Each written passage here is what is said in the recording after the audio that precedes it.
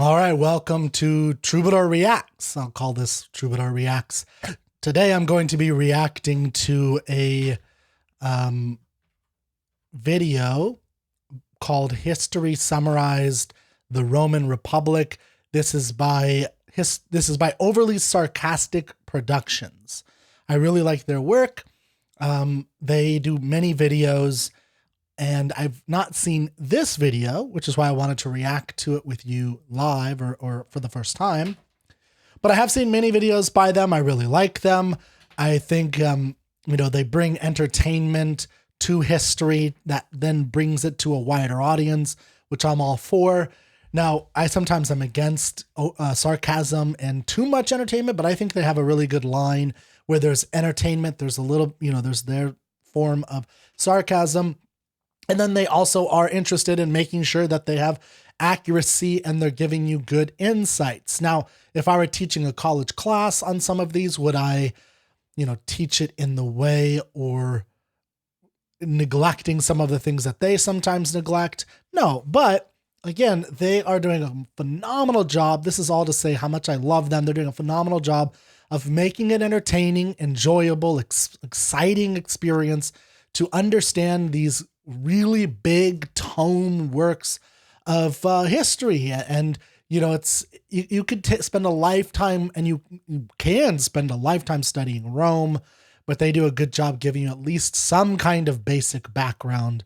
So I really appreciate that. I like what they're doing.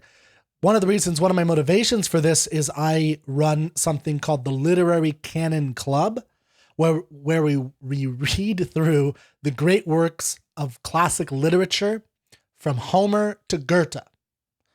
And one of the motivations or the instigating events of this are the onslaughts and the attacks on what people today call the dead white European males, and why we shouldn't read them and why we should make room for other people.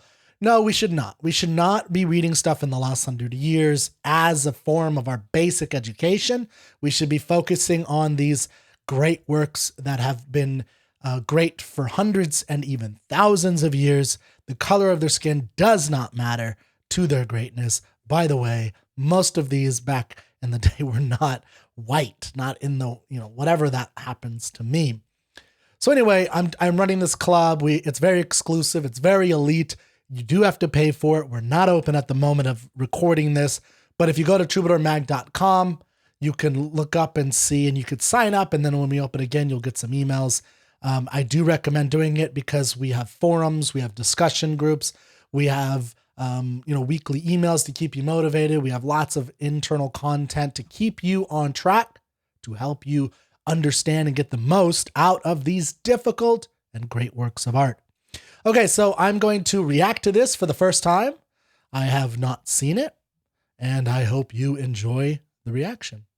I used to think that the old adage of Rome wasn't built in a day was painfully obvious and also distinctly uninsightful. Because honestly, at face value, it kind of is. That phrase is winking at you so hard it's practically wearing an eye patch. But if instead of just Rome the city, we think about Rome the culture, Rome the institution, Rome the sea-conquering empire, that phrase starts to actually say something. Rome, as I hope this video series will show, was really special.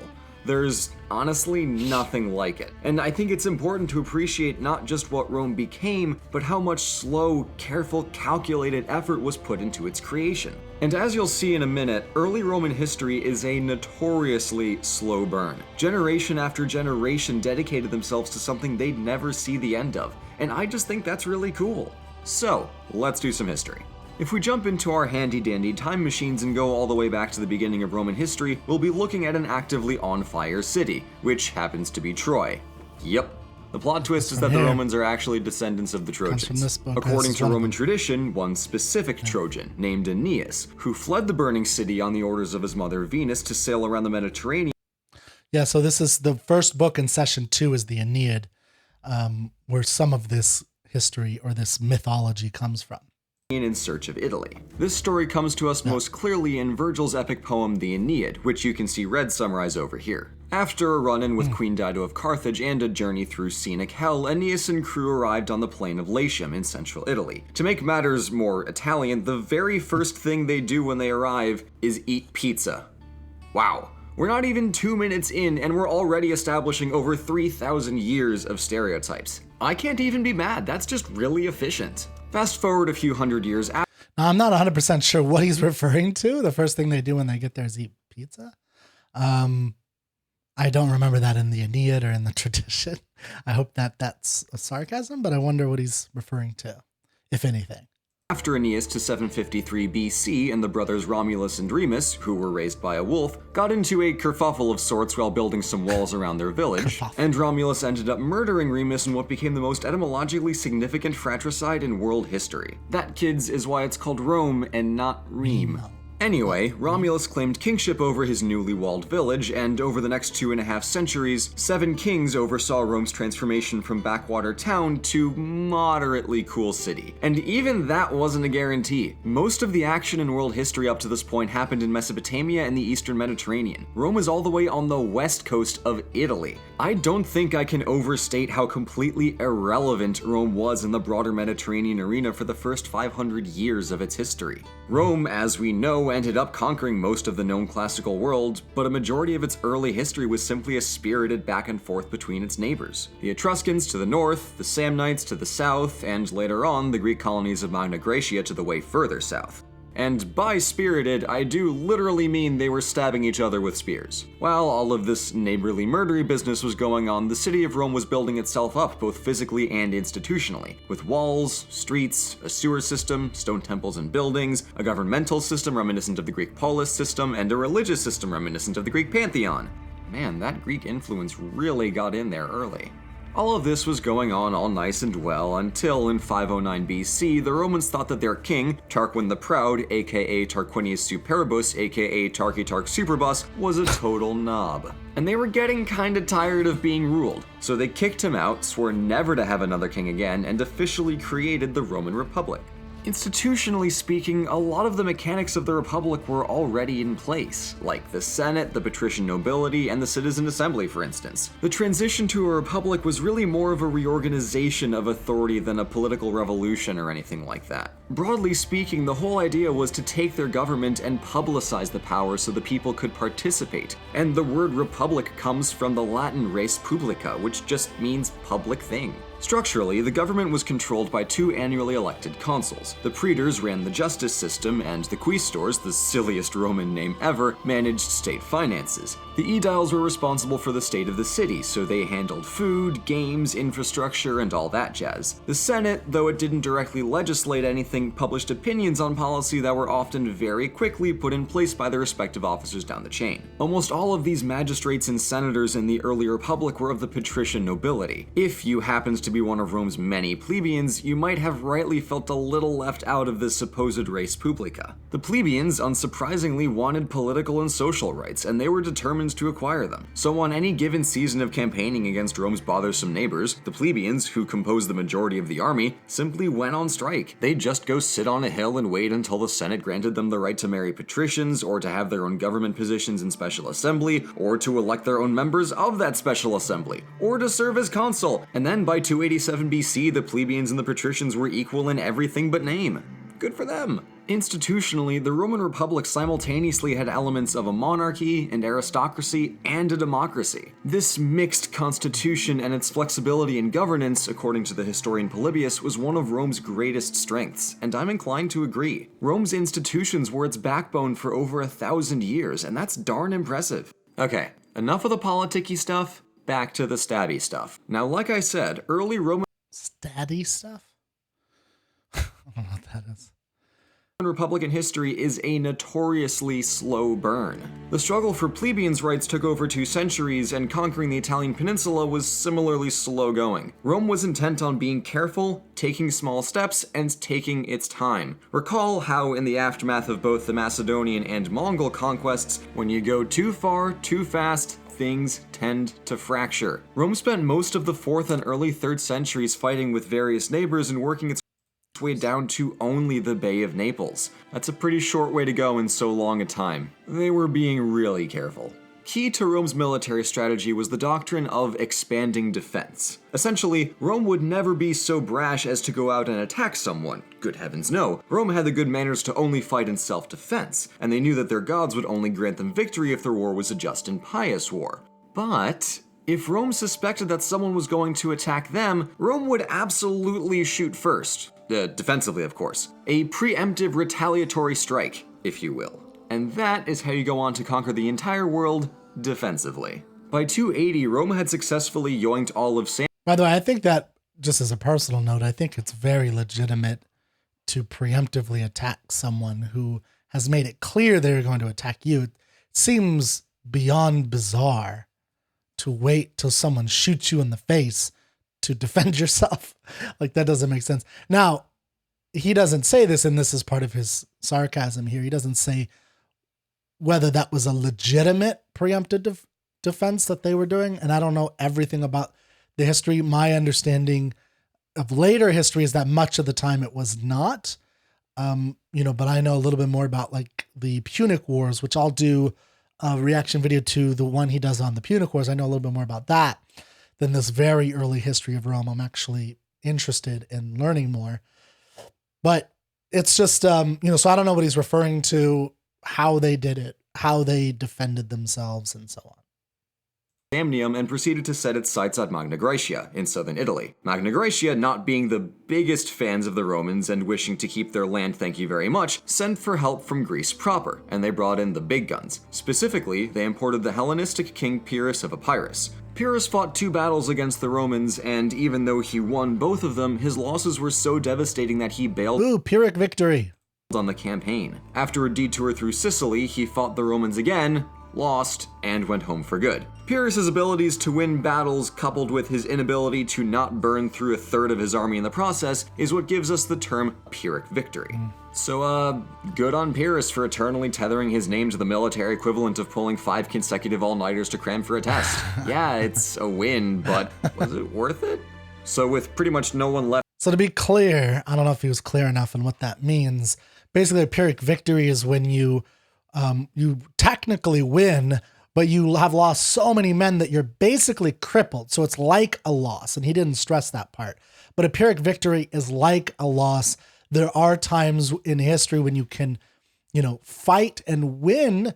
Yes, on a technicality, you can fight a battle, but you'll like win or lose the war. And that's part of the problem with the Pyrrhic Victory, is then it leaves you vulnerable to defend your country or do the next, or fight the next battle. So there's a much more strategy. You don't want a Pyrrhic victory. And that also is true in life, where you overextend yourself to such a degree that you lose your wife and your kids and all this stuff, but you got the job promotion, right? That's a Pyrrhic victory, I would say. Left to protect Magna Graecia, Rome proceeded to swoop in and colonize all over the place. And unlike those who employ the torch it and start over method of conquest, the Romans had a good track record of being kind to conquered peoples. Except for this next example, from a rather salty chapter in Roman history, the Punic Wars against Carthage. Now, is he telling the time period? I'm a little lost on the time period we are in. I know it starts in, what did you say, 735? Anyway, we'll continue.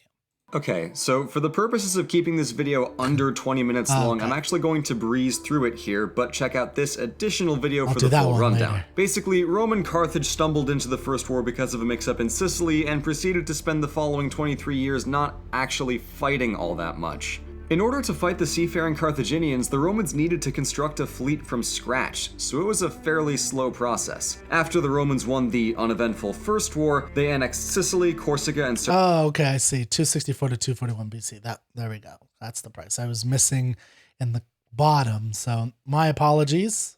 There we go. Sardinia, and levied an indemnity on Carthage. Understandably miffed, Carthage swore revenge against Rome, and in 218 the general Hannibal crossed the Alps with his army, and proceeded to make a mess of Italy for 16 years.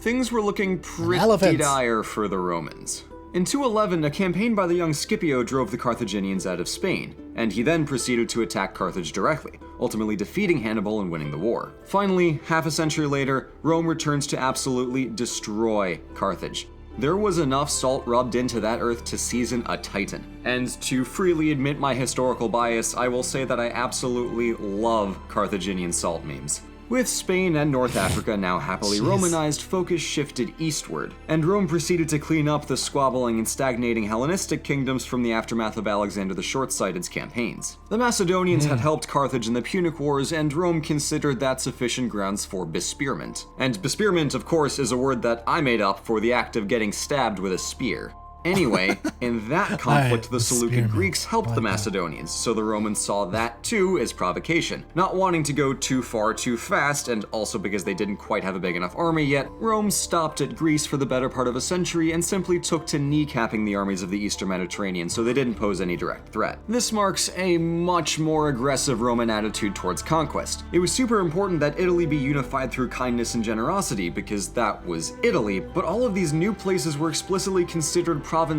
under Rome. Even though Rome was still a republic and didn't yet have an emperor, it absolutely possessed an empire by this point. After the conquest of Greece and the acquisition of the kingdom of Pergamum through a will, of all things, Rome was clearly the dominant power in the Mediterranean. Now, despite Rome's best efforts, it was about to have some serious problems, a few of which derived from the Roman patron-client system, in which a wealthy and well-connected Roman provided for his clients, who in turn supported him politically. This worked fine on a small scale, but things got problematic when people effectively tried to buy public support in large quantities. In the late 2nd century, the Gracchi brothers attempted on several occasions to redistribute land to their supporters, among several other reforms, and when Tiberius Gracchus tried to run for re-election as tribune, he was assassinated. A decade later, Gaius Gracchus and his allies were also assassinated. Whoa, Rome buddy, hold up. You had no political violence for over 600 years, you got a really good thing going. Please don't screw this up. Oh wow, yeah, they really screw this one up, don't they? Alright, hold on. Jeez. Yikes, where do we start? Okay, so first, there are 3 mass slave revolts in Sicily and Italy. Then there's the Social War, where most of Italy revolted against Rome, after which all Italians were granted full citizenship. And let's also not forget the Catalan conspiracy to overthrow the consulship of Cicero. All of those civil wars were reconciled, but still, that's a lot of civil warring to happen in just the span of a half century. But by far, the worst of the lot were the factional civil wars between the populist populares and the aristocratic optimates, otherwise known as the 2 civil wars between Marius and Sulla. Gaius Marius, a 7-time consul and general who conquered parts of North Africa and settled the Social War, headed the populares, while the optimates were led by Lucius Sulla, another successful general. The optimates were the ones who assassinated the Gracchi brothers, and when Sulla came back from a campaign in Anatolia, he marched his army into Rome, established himself as dictator, and proceeded to massacre his rival populares. Twice. He did all of that twice. That's huge! In 50 years, we went from not a single Roman being killed over politics to armies marching on Rome and carrying out prescribed hit lists of political enemies. Things were really, really bad in the 1st century. But we're not going to topple the Republic until the next video, so stay tuned. For now, though, let's recap. Rome started as one tiny, irrelevant city and grew itself very gradually through calculated means. First conquering Italy, then the islands, then Spain, and soon after Greece, North Africa, and Anatolia. What astounds me is that a typical Roman would only ever see a small part of this unfold. The Romans were patient, and they knew that doing things properly and working towards something bigger than themselves would lead to accomplishments far greater and longer lasting than the floundering conquests of a Greek kid on a horse. A Greek kid on a horse. That is one way to refer to Alexander the Great. I'll let this roll because this is what it takes to make a great video like that. So good job, guys. All right. So that was interesting. Yeah, so that was interesting. It wasn't as good as some of the other ones that I saw them do. You know, like the oversimplified American Revolution. That was really great. I like that a lot. This one was, that one had much more story elements, and maybe they'll do that in future ones. I think what this might be doing is just establishing what happened, in mythology up until basically the origins of history. So when we talk about the Aeneid, and when he at the beginning talked about Aeneas is a mythical figure in the time of Achilles, in a time of Hector, in a time of Priam. These are the characters in the Greek history or the Greek mythology. And the ancients believed that this fog of mystery, a fog of mythology, was history, and that there was a kind of cadence or a forward progression where you go from this age of gods and goddesses and mega gods that are, giving way to smaller gods in a sense, but they're still big gods, to this human race and an interaction between different ages of humans.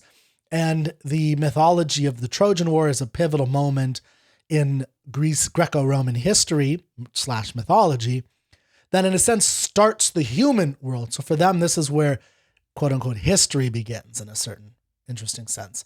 So, that's interesting that he's choosing that, he's moving forward, and he's using it almost as though it is a fact. Whether an Aeneas lived is hard, it's probably not true, but it's a great story. And one thing he didn't talk about in this one, and maybe he talks about it elsewhere, is the influence culturally of the Greeks and how that impacted, the thought and the abilities and the vision for the Romans. But that's a video for another time. I think this was a good video in and of itself. I hope you enjoyed that, and I will see you next time.